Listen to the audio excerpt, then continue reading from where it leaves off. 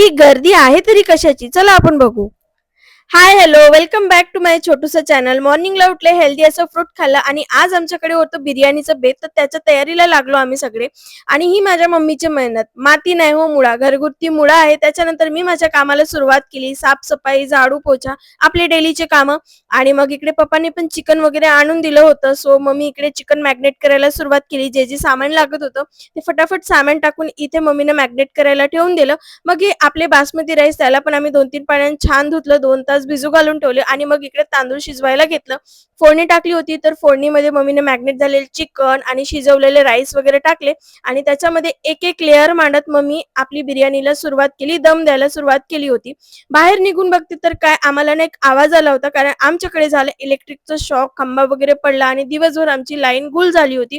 मग मी पण अंघोळ वगैरे केली आणि आमची इकडे बिर्याणी पण रेडी होती. खाने के बाद मीठा हो जाए म्हणून कुल्फी एन्जॉय केली. भेटूया नेक्स्ट